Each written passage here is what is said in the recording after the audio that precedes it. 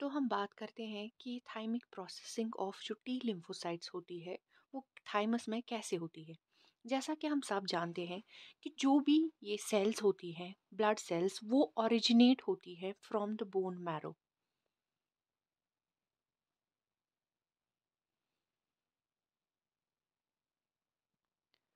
और T cells भी बाकी सारी लिम्फोसाइट्स की तरह बोन मैरो से ही ओरिजिनेट होती हैं। और उसके बाद जो ये इमैच्योर टी सेल्स पहले होती हैं जो बोन मैरो से ओरिजिनेट होती हैं वो जाती हैं थाइमस में फॉर प्रोसेसिंग, जहाँ पर वो मच्योर लिम्फोसाइट्स बन जाती हैं जो केपेबल होती है, जिनको हम बोलते हैं कि ये इम्यूनोलॉजिकली कॉम्पिटेंट होती है। जिसका मतलब होता है कि वो वायरसेस और बाकी जो पैथोजेंस होते हैं उनको मार सकती है। तो जो भी ये बोन मैरो से सेल्स आती हैं वो जाती है थाइमस में। जो सेल्स वहाँ से आती है उनको कहते हैं कि वो CD7 पॉजिटिव होती है। CD7 CD का मतलब होता है क्लस्टर ऑफ डिफरेंशिएशन।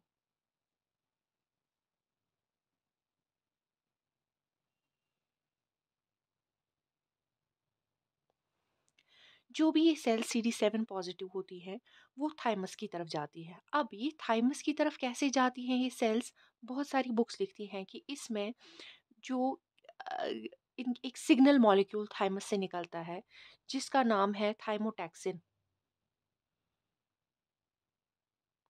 जो इन सेल्स को डायरेक्ट करता है इस थाइमस की तरफ। जब ये सेल्स एक बार थाइमस में जाती है, वो सेल्स जो होती है उनमें वो प्री टी सेल्स कहलाती है, उनको प्री टी सेल्स बोलते हैं। यानी कि वो इमैच्योर होती है, या उनको नाइव टी सेल्स भी बोलते हैं। इन नाइव टी सेल्स में ना तो टी सेल रिसेप्टर होता है जो मैच्योर टी सेल्स में होता है, जो मैं आपको बाद में बोलूँगी, ना ये CD पॉजिटिव होती है। ये CD8 और CD4 जो टी सेल्स के रिसेप्टर्स होते हैं, ये CD8 नेगेटिव और CD4 नेगेटिव है। यही मैच्योरेशन प्रोसेस में यही रिसेप्टर्स टी सेल्स में आ जाते हैं, जिसकी वजह से इनमें प्रॉपर्टी आ जाती है टू किल।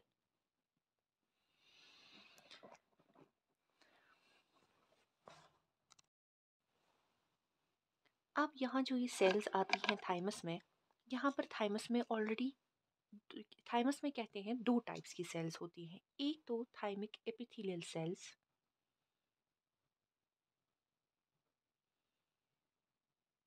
जिनको हम थाइमिक नर्व सेल्स भी बुलाते हैं।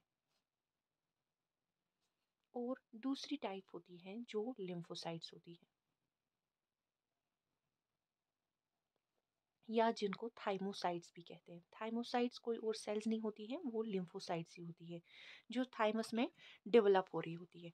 तो ये जो सेल्स हैं जिनकी ये प्रोसेसेस हैं, ये हमारी थाइमिक नर्व सेल्स हैं जो इन लिम्फोसाइट्स को इमेच्योर लिम्फोसाइट से मैच्योर लिम्फोसाइट्स बनाने में हेल्प करती है। और ये जो ब्लू डॉट्स हैं, ब्लू सेल्स हैं हमारी, ये हमारी लिम्फोसाइट्स हैं। तो जब ये सेल्स बोन मैरो से आती हैं थाइमस में, यहाँ पर वो एक्वायर करती हैं प्रॉपर्टीज जैसे टी सेल रिसेप्टर, जो मैंने पहले ही कहा, CD8 और CD4 एंटीजन। और एक पर्टिकुलर टाइप ऑफ सेल में या तो CD8 एंटीजन होता है या CD4 एंटीजन होता है। और हर एक पर्टिकुलर सेल जब मैच्योर होती है तो उसमें वो बहुत ही हाईली एंटीजेनिकली स्पेसिफिक होती है। मतलब एक सेल सिर्फ एक टाइप ऑफ एंटीजन के खिलाफ रिएक्ट करती है। लेकिन अब वो मिलियंस ऑफ एंटीजन्स को कैसे डिस्ट्रॉय करती है, क्योंकि वो प्रोलिफरेट करती है इनटू मल्टीपल कॉपीज, वो मिलियंस ऑफ कॉपीज बनाती है और वही उन एंटीजन्स को डिस्ट्रॉय करती है, जिसको हम कहते हैं क्लोनल प्रोलिफरेशन। वो हम बाद में कभी डिस्कस करेंगे। तो ये जो सेल्स जो कॉर्टेक्स से मेडुला में आती हैं, फिर रिट्रीव करती है cortico medullary junction of the thymus, वहां से ये लीव करती हैं through the post capillary venules. लेकिन उससे पहले यहाँ वही सेल्स रिलीज होती हैं टू द ब्लड, जो रिकॉग्नाइज करती हैं सेल्फ को फ्रॉम नॉन सेल्फ, जो अपनी खुद की बॉडी के सेल्स को पहचानती हैं। सो रिकग्निशन ऑफ सेल्फ जिसको हम कहते हैं।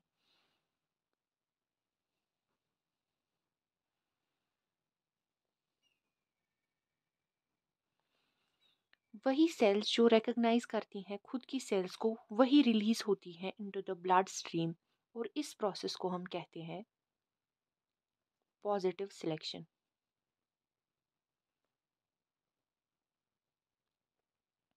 बाद में जो सेल्स ब्लड स्ट्रीम में रिलीज हो गई, अगर वो उनमें से कोई सेल्फ रिएक्टिव सेल्स हैं जो सेल्फ को नहीं रिकग्नाइज कर पाए, वो डिस्ट्रॉय की जाती हैं, उनको डिस्ट्रॉय करते हैं, और इस प्रोसेस को कहते हैं नेगेटिव सिलेक्शन।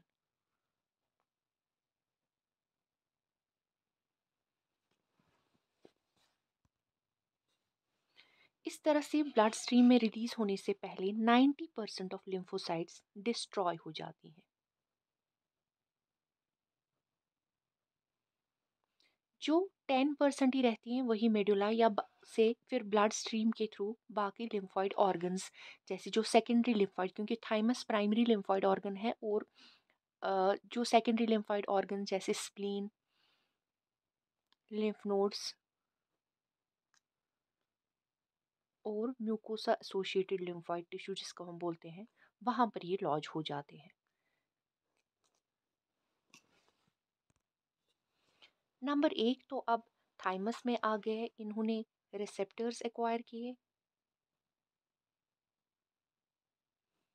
और नंबर टू जो होता है प्रॉपर्टी टू किल, वो आ जाती है बिकॉज ऑफ लिम्फोटॉक्सिन्स। ये प्रॉपर्टी एक्वायर करते हैं टू स्क्रीट लिम्फोटॉक्सिन्स।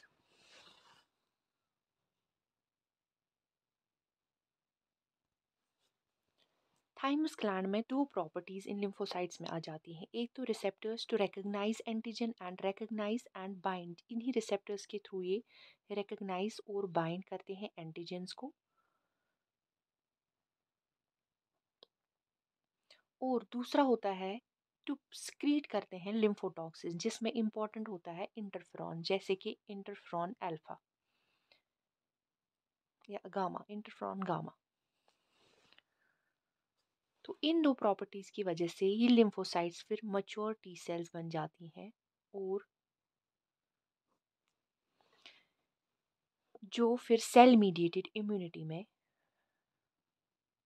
पार्टिसिपेट करती हैं। अब यहाँ से लिम्फोसाइट्स तीन टाइप्स की लिम्फोसाइट्स निकलती हैं। एक होती है टी साइटोटॉक्सिक सेल्स जो CD8 पॉजिटिव होती हैं।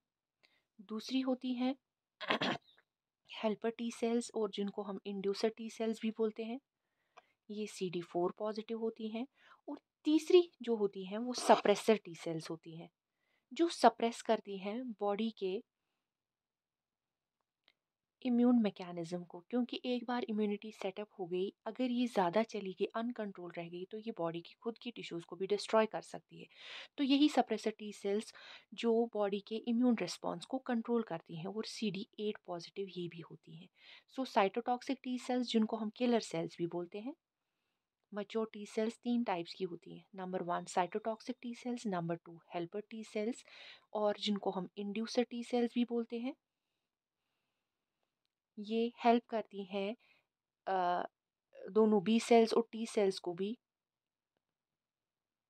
इम्यूनिटी में, और सप्रेसर टी सेल्स जो तीसरी पॉपुलेशन ऑफ सेल्स है जो इम्यून मैकेनिज्म को सप्रेस करती हैं, और ये CD8 पॉजिटिव होती है।